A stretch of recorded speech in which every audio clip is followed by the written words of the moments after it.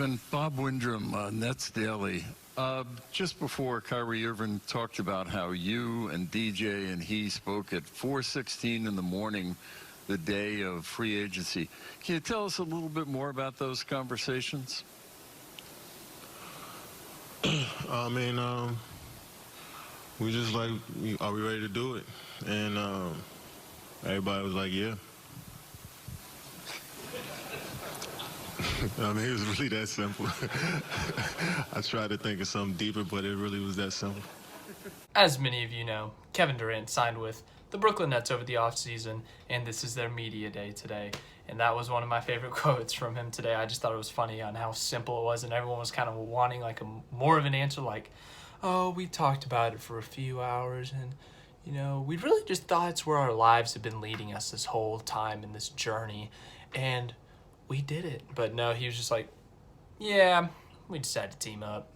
Simple as that. But we're going to discuss some of just the main points of today, what he said over. I watched a 16-minute interview with him. I got some notes on it. Not direct quotes, but just the main gist of what he said on these things. Obviously, I had to wear the Kevin Durant jersey today. Yeah, I know, the Nets jersey. So we're matching today. Me and Kevin Durant matching today, obviously. But let's get into it. Where I was in the interview, it seemed like it started like mid-interview. Like he was in the middle of talking and stuff. So I don't know if it's the full thing, but it's at least 15 minutes of it. So someone was asking about his relationship with Kyrie Irving, just about that whole deal, how that came about. He said they've had mutual respect for each other for quite a while now. They've been following each other's careers. They respect each other's play, and eventually they just talked about what basketball meant to them, what the sport meant to them, and bam, now they're on the same team basically. On picking the Nets, he said that he saw something that he liked. He liked the continuity with them. He just liked overall what he saw.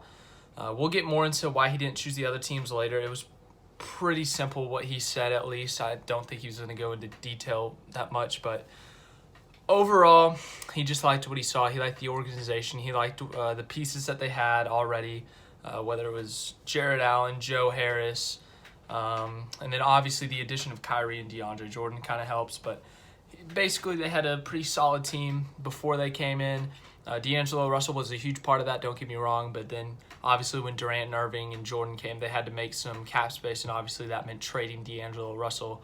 And so Russell ended up going to Golden State and was a part of a sign and trade for Durant, actually. So Kyrie Irving had a quote this morning, basically, and he said he thinks Kevin Durant was rushed back during the NBA Finals. Durant thought, he initially stated, he was like, I was very happy that everyone was behind me, everyone was supporting me, people I didn't know, friends like Kyrie Irving. But he also said that he makes his own decisions, so kind of implying that it's not Oklahoma City. It's not a Golden State's fault that he got this bad of an injury. My stance on it, I can't tell completely. Obviously, I don't think Durant would completely rat out someone like that with an organization. He kind of did with Oklahoma City. He's not too happy with them. But with like that situation, I don't know. I don't know the full thing. At first, I really thought it was Golden State rushing him back into it, but I don't know now. If you want me to make another video on that, my thoughts on that, just tell me in the comments. But I'm balancing basketball and life. So Kyrie Irving last season, his grandfather passed away, and obviously Kyrie Irving, his job is he's an NBA player, and he is gone a lot. He's moving a lot, traveling a lot. So that doesn't and you play every other day. You play every day. It's tough to kind of have a day off, basically go visit family. So his grandfather, who was dying, I'm supposing, and Kyrie Irving wanted to go see him some, but he wasn't able to, and it was just a tough year for him last year outside of basketball, losing his grandfather, losing someone that was really close with him. So he kind of talked about how he felt just with his off-the-court situation, and then when someone asked Durant about it, he said, we're veterans, we battle through it. It's hard at times, but it's definitely possible. We know how to do it, we're veterans, referring to obviously himself and Kyrie Irving, I'm assuming. So that was his thoughts on that. On what he can do while not playing, they were asking him, like, you're obviously injured, you're going to be out for a long time. What are some things you're going to be looking at to do while you are out injured and stuff. So obviously, be a teammate. Just be a good teammate. He said, I don't want to do anything too much. I don't want to be extra. I don't want to be like overly involved to where it's like a distraction. He's gonna work hard. He said he's gonna work as hard as he can in rehab. And if anyone has questions, basketball questions, he said, I'm a veteran. I've been in the league long enough. I probably know it. So if some of these younger guys, if anyone has a question, they can come up to ask me, and I'm going to give them a truthful, honest answer no matter what the question is. So really just kind of a, hey, if you got a question, then yeah, I'm more than willing to answer that. So very mature answer by Kevin Durant, I'd say. On interactions with the Nets training staff, someone was asking, like, do you think the Nets have a better training staff or an elite training staff compared to the ones you've been in the past? He didn't give an explicit answer, obviously, but he said that he thinks that the NBA is to a level where all organizations have elite medical staffs, elite training staffs that can help you through an injury, through whatever you have, like just physical, mental, whatever's going on. That he thinks that every team in the NBA, whether it's the Brooklyn Nets, the Golden State Warriors, the Oklahoma City Thunder, the Milwaukee Bucks, you get my point, that they have an elite training staff that will help you in the long run. So he was pretty complimentary on the training staffs in the National Basketball Association. On his options, so obviously the options were the Clippers. He could have gone anywhere in free agency technically, but to offer him the max would have been the Clippers, the Knicks, the Warriors, and the Nets. And why he chose the Nets, he basically said he thought about all those other teams for a second, but his ultimate goal was to be in Brooklyn. I don't know how long he thought about it. He didn't really specify. That's basically his quote. He basically said, I thought about it for a second, but my ultimate destination was Brooklyn.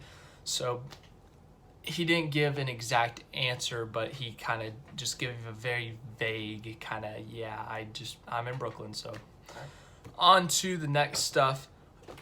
General manager Sean Marks he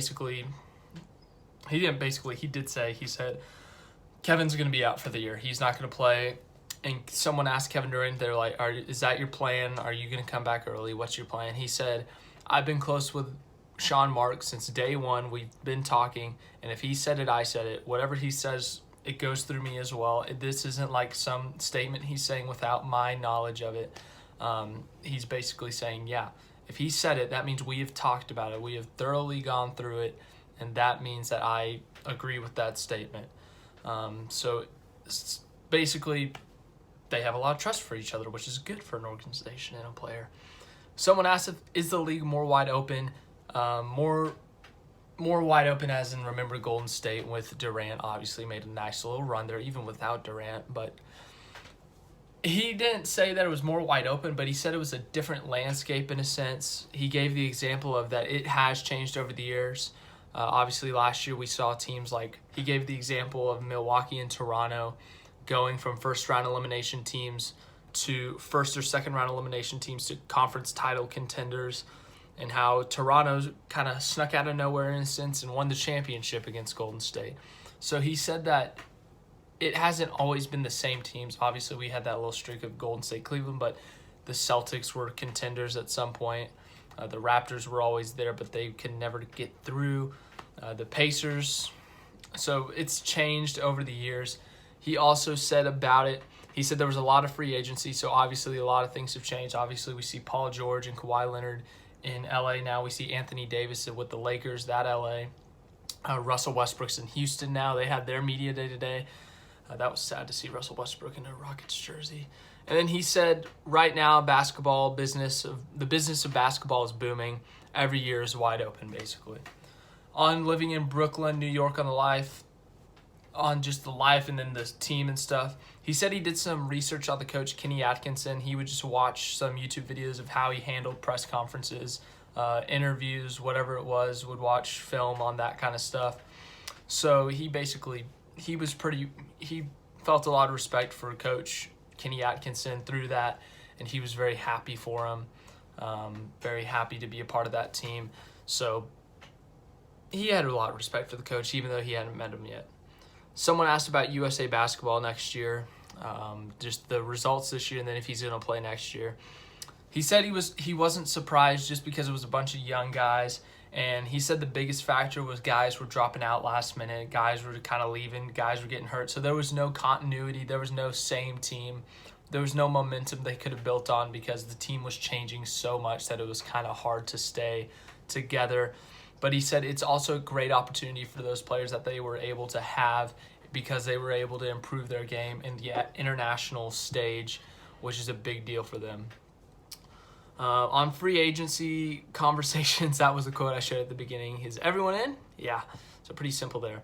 Someone was asking about leaving Golden State. Did it bother him? Did the championships and the team, did that hold him back at all? And he said switching teams, he didn't look at it as a new challenge. They also asked if it was like a personal challenge for him to go to a different team. He said he didn't view it as a challenge. He just felt it was time for a change. He didn't really think about those championships and stuff. I mean, obviously he enjoyed them, I bet, but he was like, that wasn't like a main factor in my decision-making process.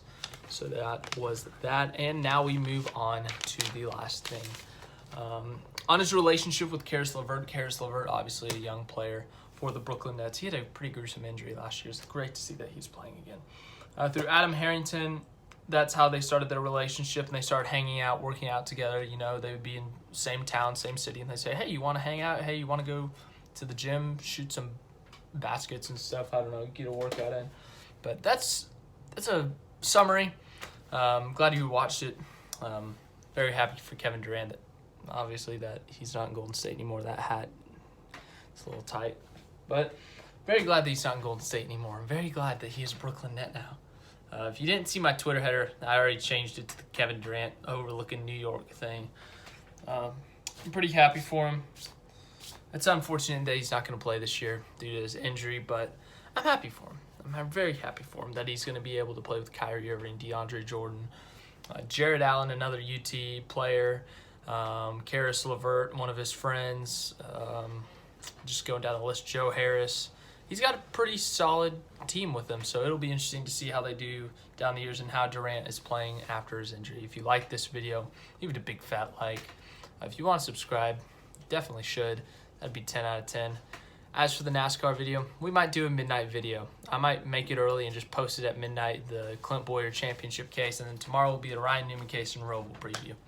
But as I said, thank you for watching. Like it and subscribe.